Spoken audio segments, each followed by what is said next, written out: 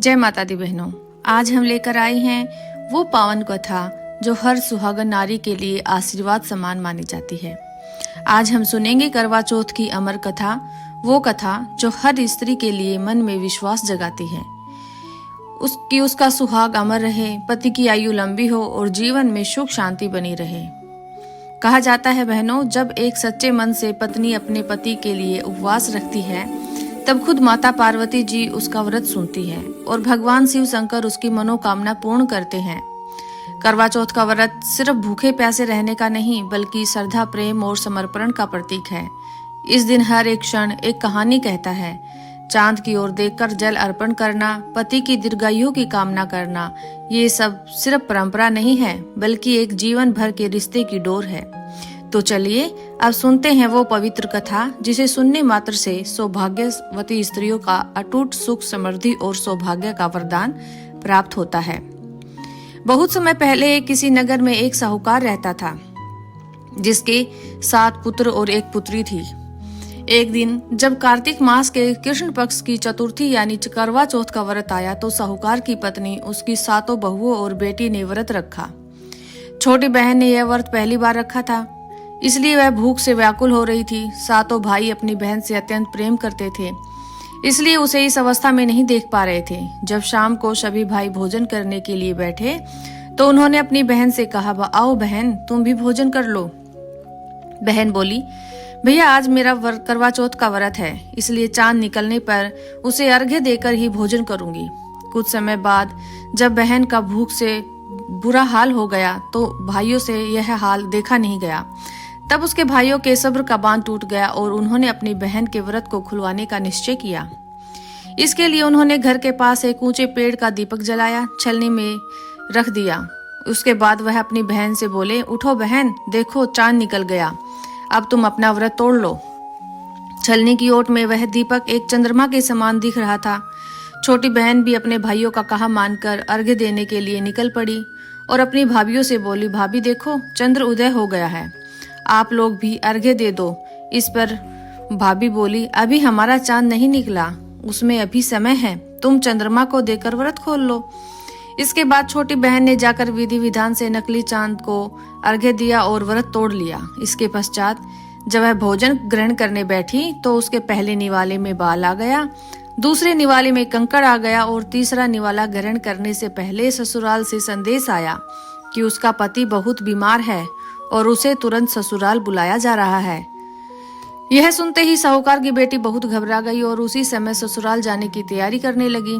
अपनी बेटी को विदा करते समय माँ ने एक सोने का सिक्का देते हुए कहा, बेटी रास्ते में तुम्हें जो भी मिले उसके पांव छूना और अगर कोई तुम्हें सदा सुहागन रहने का आशीर्वाद दे तो अपने पल्लू से गांठ से निकालकर उसे यह सिक्का दे देना।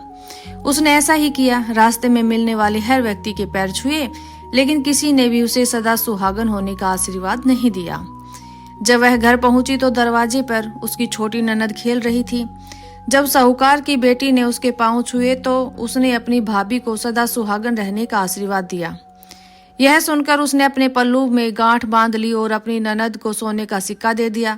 जब वह अंदर गई तो देखा कि उसका पति मृत अवस्था में पड़ा हुआ था और पूरे घर में मातम छाया हुआ था। साहूकार की बेटी भी अपने पति को इस अवस्था में देखकर जोर जोर से विलाप करने लगी। उसके लिए यह क्षण बहुत ही दुखद था। उसे इस बात पर विश्वास नहीं हो रहा था कि उसका पति अब इस दुनिया में नहीं रहा। आखिरकार उसके पति को अंतिम संस्कार के लिए ले जाया गया तो वहां पर साहूकार की बेटी भी पहुंच गई और बोली कि मेरे पति को अग्नि नहीं दे सकते। सभी लोगों ने उसे समझाने की बहुत कोशिश की लेकिन वह नहीं मानी और इस बात पर अड़ी रही कि उसके पति को अग्नि न दी जाए। अंत में गांव वालों ने उसे बहुत कोसा और बोले कि यह कैसी पत्नी है जो अपने पति की मुक्ति भी नहीं मिलने दे रही, इसे यहीं छोड़ दो और इसके लिए एक झोपड़ी बनवा दो। इतना कहकर गांव वाले वहां से चले गए और साहूकार की बेटी के लिए रहने के लिए एक झोपड़ी बनवा दी गई। फिर वह अपने पति के मृत शरीर के साथ उस झोपड़ी में रहने लगी। साहूकार की बेटी अपने पति के शरीर की साफ सफाई करती और उसके निकट बैठी रहती। वहीं पर आकर उसकी छोटी ननद उसे 2 वक्त का खाना दे जाती जिसे खाकर उसका गुजर बसर चल रहा था। वह अपने पति के प्राण वापस लाने के लिए हर चौथ का व्रत भी करती और चांद को अर्घ्य देती और ज्योति जलाती थी। इस प्रकार कई चौथ आई और हर चौथ पर व्रत उसने पूरे विधि विधान से किया। अंत में जब कार्तिक मास की चौथ यानी करवा चौथ आई तो उसने अपनी ननद से 16 श्रृंगार की सामग्री मंगवाई। उधर जब ननद घर पहुंची तो अपनी माँ को यह बात बताई तो उसकी माँ बोली, लगता है तुम्हारी भाभी का मानसिक संतुलन बिगड़ गया, वह जो भी मांग रही है उसे दे आना। इस प्रकार ननद ने अपनी भाभी को 16 श्रृंगार का सामान दे दिया। साहूकार की बेटी ने 16 श्रृंगार किया और उसके बाद पूरी श्रद्धा से करवा चौथ का व्रत किया। रात में चंद्रदेव को अर्घ्य दिया। इसके बाद जब चौथ माता वहां प्रकट हुई और बोली, करवा ले लो भाइयों की प्यारी करवा ले लो, दिन में चांद उगाने वाली करवा ले लो। यह सुन उसने माता के पैर पकड़ लिए और बोली, माता मुझ पर कृपा करके मेरा सुहाग वापस कर दो। यह सुन देवी ने कहा, भाइयों की प्यारी तुझे सुहाग से क्या लेना, तुझे तो सुहाग से ज्यादा भोजन प्यारा है। इस पर साहूकार की बेटी बोली, माता मुझसे अनजाने में भूल हो गई, मुझे कृपा करके क्षमा कर दो। तब माता बोली, बेटी मेरे पांव छोड़ दो, मेरे जाने का समय हो गया है। लेकिन साहूकार की बेटी नहीं मानी और बोली, नहीं माता, जब तक मुझे मेरे पति के प्राण वापस नहीं मिल जाते तब तक मैं आपको नहीं जाने दूंगी। जब माता ने बार बार कहने पर भी उसने पैर नहीं छोड़े तो माता का दिल भी पिघल गया और उसकी निष्ठा को देखते हुए वह बोली कि क्या तुम अपने सुहाग की सामग्री मुझे दे सकती हो। इसके उत्तर में साहूकार की बेटी बोली, माता आप सुहाग सामग्री क्या मेरे प्राण भी ले लीजिए, बस मेरे पति को लौटा दीजिए। और इसके पश्चात उसने माता को श्रृंगार की सामग्री अर्पित कर दी। माता ने अपनी आंख में काजल, मांग से सिंदूर निकालकर उसके पति पर छिड़क दिया। इस प्रकार माता की कृपा से साहूकार की बेटी का पति जीवित हो उठा।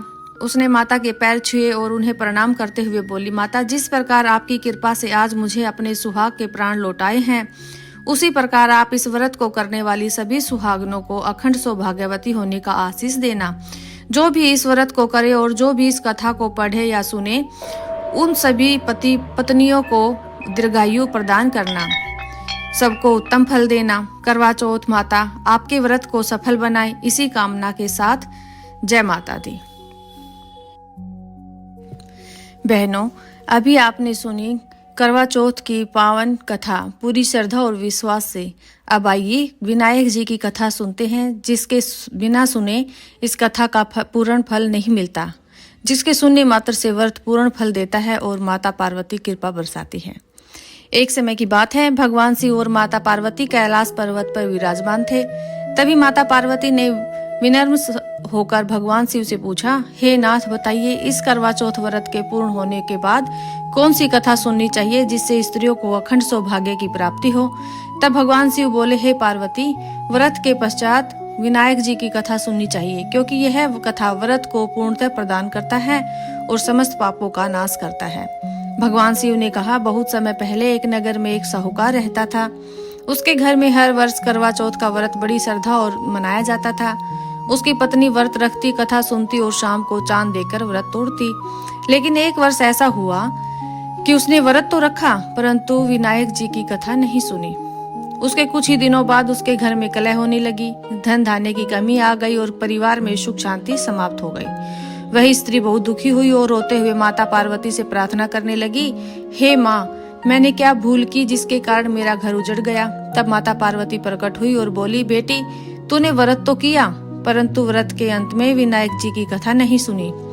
बिना कथा के व्रत अधूरा रह जाता है। अब तू विधिवत इस कथा को सुन और भगवान गणेश की पूजा कर, तेरे घर में फिर से सुख शांति लौट आएगी।